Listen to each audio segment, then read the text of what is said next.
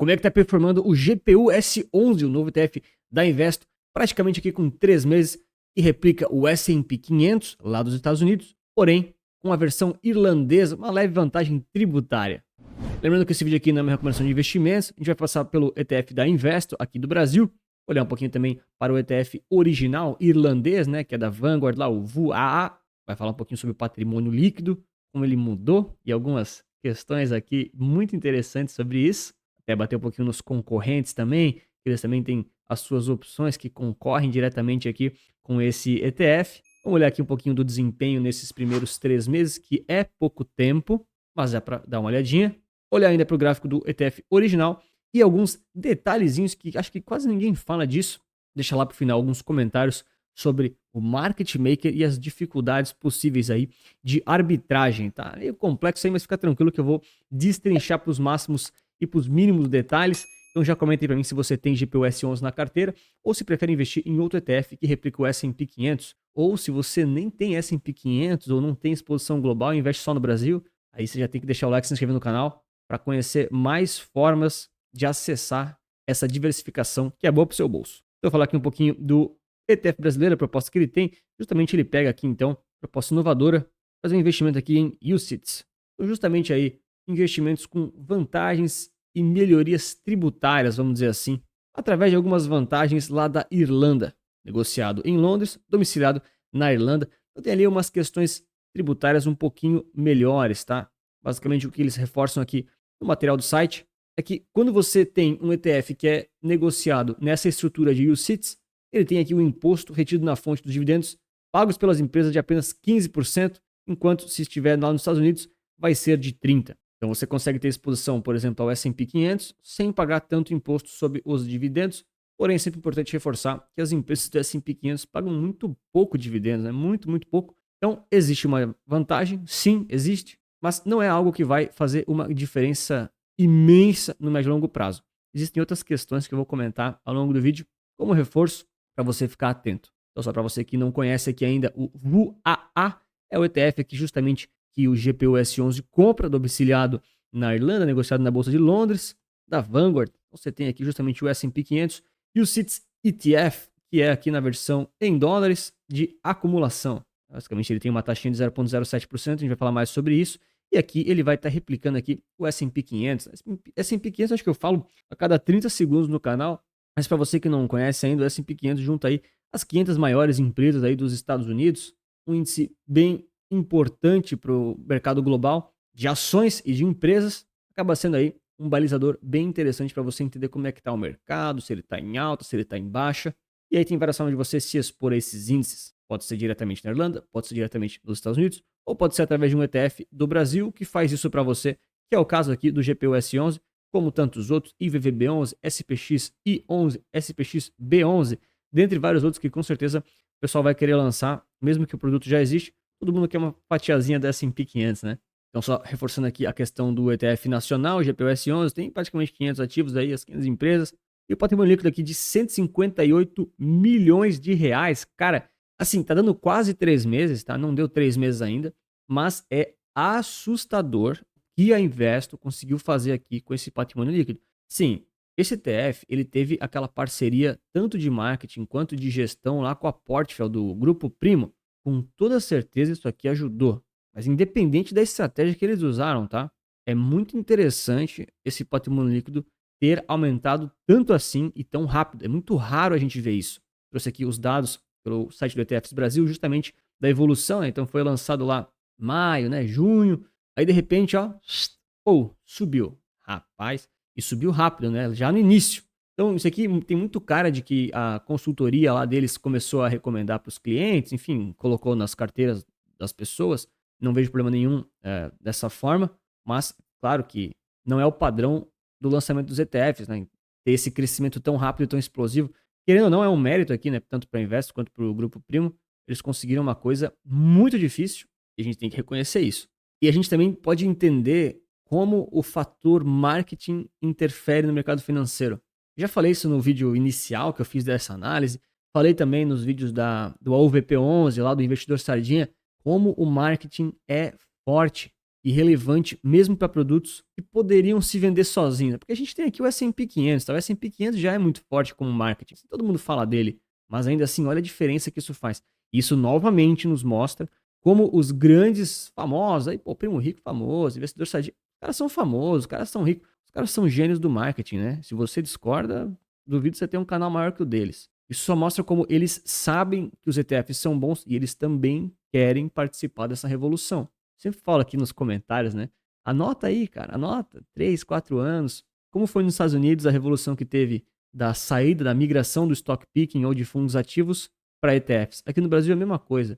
E aí vocês observam, os grandes já estão mudando o discurso, já estão lançando os próprios ETFs, já estão falando mais sobre isso. E querendo ou não, é bom para o investidor, porque traz concorrência, né? As concorrências aqui, aos poucos, vão trazendo aí as taxas de administração mais para baixo e mais eficiência para o mercado. Aqui você vai ficar exposto à variação do dólar, beleza? E a taxa aqui, segundo o site da Invest, você precisa somar essas duas, falando aqui na faixa de 0,25%.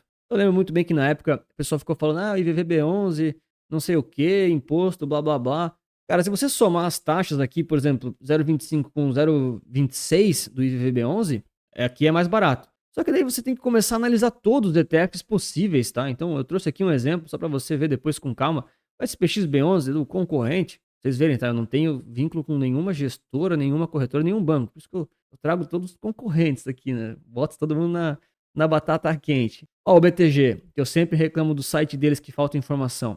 0,20%. Opa, 20%, ok. Porém, tá comprando VO. Então é 0,03. Você tá somando os dois, tá saindo mais barato do que o próprio GPU-S11, do que o próprio VVB11. Agora, a pergunta que eu te faço é, você compra um ETF ou um investimento só por causa da taxa de administração? Isso é um erro bem iniciante na realidade, tá? Porque a diferença entre 0,23 para 0,25, para 0,26, para 0,30, que seja, é muito baixa ao longo do tempo, tá? Muito pouca diferença, isso não vai te deixar mais rico ou mais pobre. Ah, André, mas eu quero pagar menos. Então você tem que se fazer as perguntas certas. Por exemplo, além da taxa de administração, você avaliou o spread para comprar e para sair do mercado? Se o book, na hora que você vai comprar, se você não sabe o que eu estou falando agora, então você não avaliou, pior ainda. Mas na hora que você vai comprar, se tem buraco no book de ofertas, você pode comprar um preço muito mais caro. Eu vou mostrar no gráfico daqui a pouco. Isso é muito mais relevante do que a taxa de administração. Às vezes, um spread para você entrar ou sair do mercado já é muito mais caro do que a taxa de administração anual. Então a gente tem que se fazer as perguntas certas, tá certo? E aqui a gente tem então o imposto de renda de 15% sobre o ganho de capital, padrão aqui do Brasil, tá? Esse ETF não paga dividendos, ele justamente reinveste automaticamente. A gente tem aqui um pouquinho do S&P 500, né? A estrutura que a Investo traz aqui e tal, bonitinha. A gente sabe que o S&P 500, cara, eu avalio que ele é o índice mais importante do mundo hoje em dia, tá? Em termos assim de relevância para balizador de mercado, ele é o que todo mundo olha, é um dos mais difíceis de você bater ele efetivamente, médio e longo prazo. É o mais eficiente, porque o que tem de HFT olhando isso aqui 24 horas por dia, inteligência artificial olhando 24 horas por dia, cara, isso aqui deve ser um dos ativos mais olhados do mundo. Ativos não, né? Índices, perdão, S&P 500. Enfim, hoje ele está com uma concentração um pouquinho acima da média em tecnologia de informação, tem também aqui os serviços financeiros, padrão, consumo cíclico, comunicação, saúde, indústrias e assim por diante. Índice aí com uma certa diversificação de setores com as suas devidas proporções, mas ele tem sim uma concentração maiorzinha atualmente aqui na tecnologia da informação, né? E assim, ó, isso aí eu até falei na comunidade esses dias, tá? Lá nas análises, nas carteiras recomendadas. É assustador, de fato, como está concentrado a tecnologia hoje no S&P. Não vamos negar, ninguém aqui vai negar.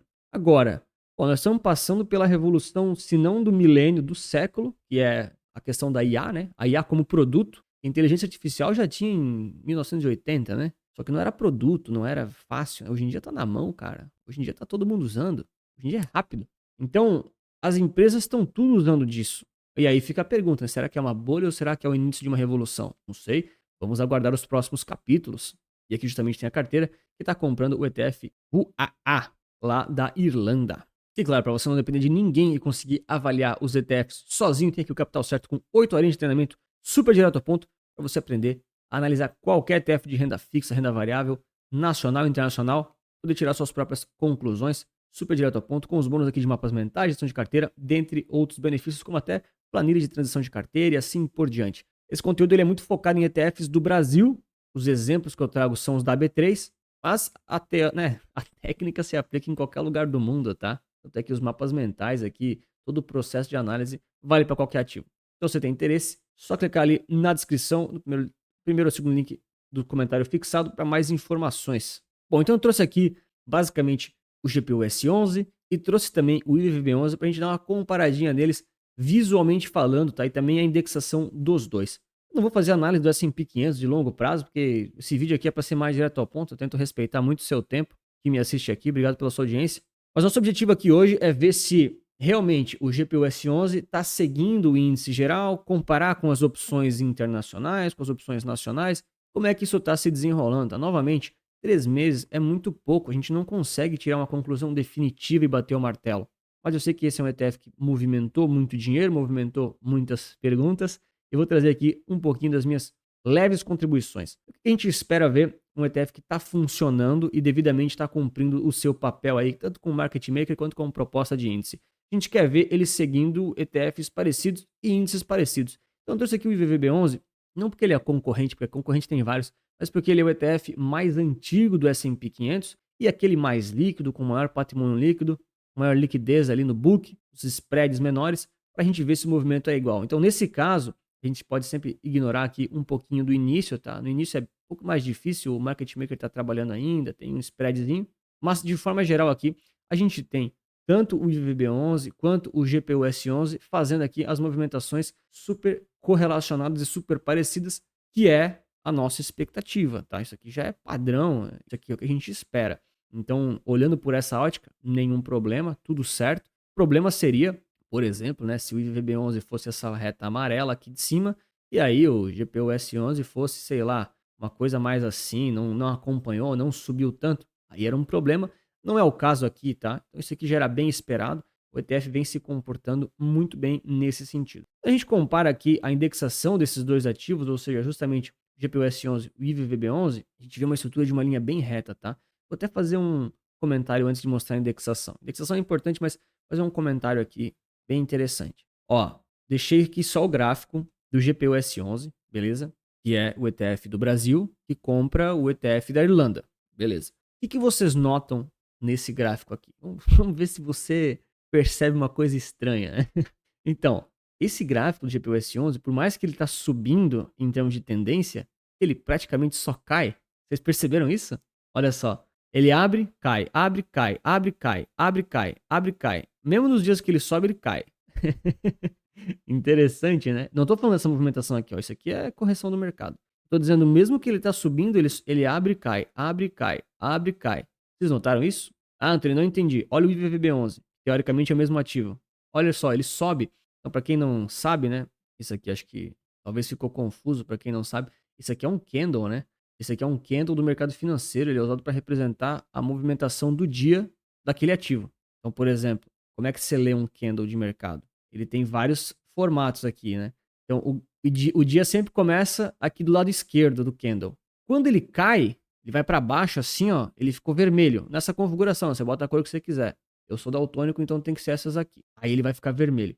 E aí ele vai fechar o dia aqui, nessa pontinha. Sendo que esses pavios aqui embaixo, ou aqui em cima, são situações que ele foi até lá, bateu e voltou. Então, por exemplo, nesse dia aqui, dia 31 de julho, o GPU S11, aqui na realidade é o IVVB11, ele abriu em R$ 404, ele subiu até 405, aí ele voltou, ele foi até lá embaixo no 397, e aí ele fechou em 397,97, 398.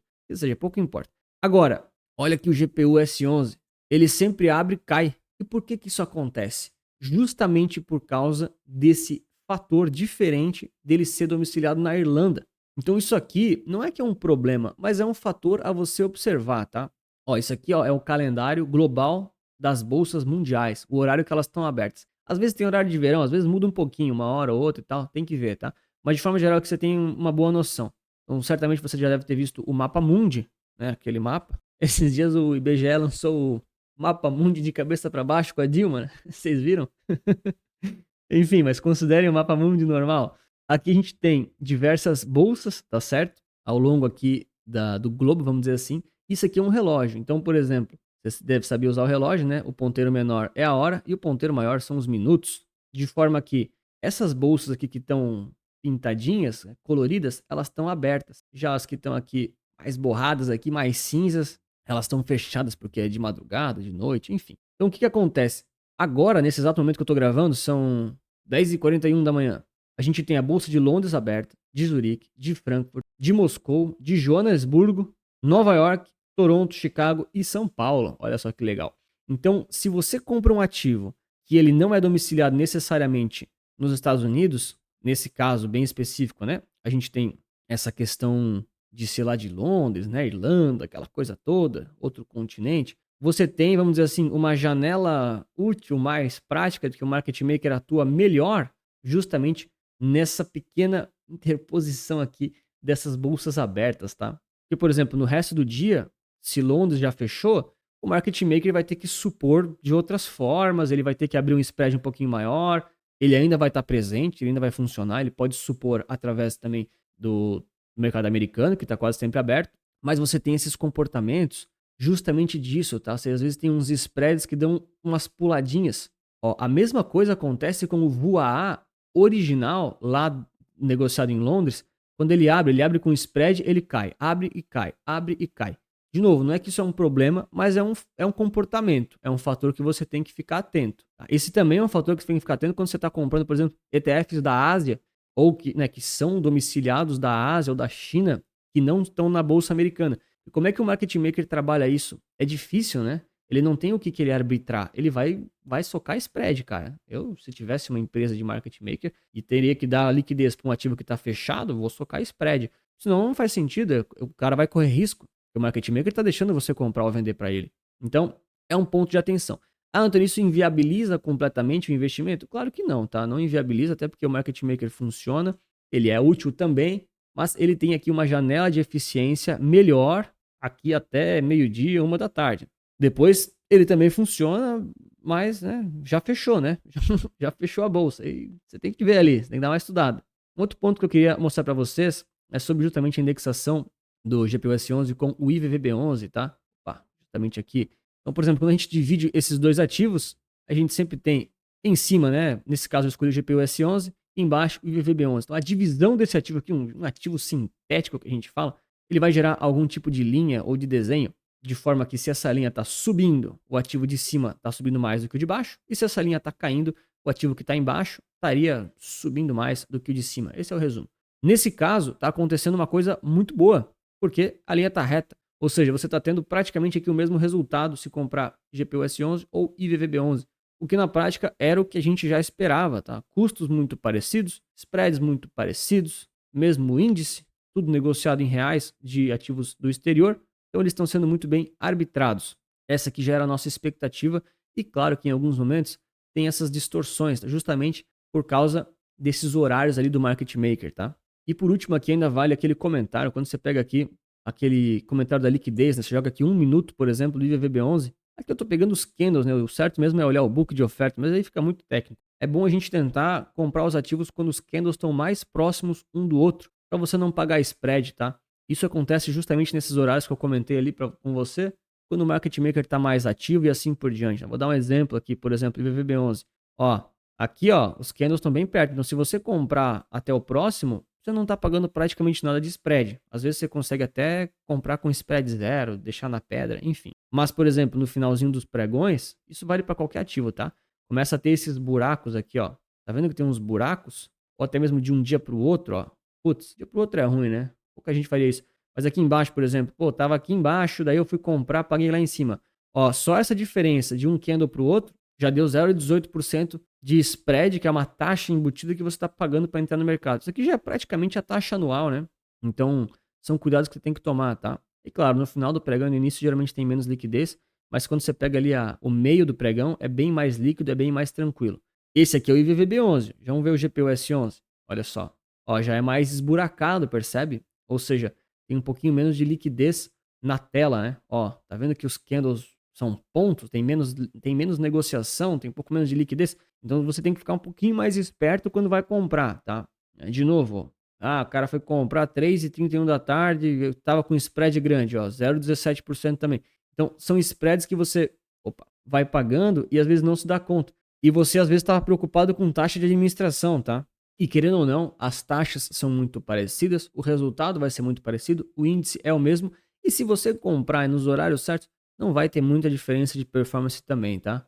A melhor coisa e mais importante é você escolher alguma solução que te atenda, independente se vai ser S&P 500 ou não, esse vídeo não é uma recomendação de investimentos, mas que você fique o máximo de tempo com ela, né, para evitar ficar girando a carteira, ficar vendendo, pagando imposto de renda e assim por diante. Matematicamente aqui, a valorização e o resultado tende a ser muito, muito parecido.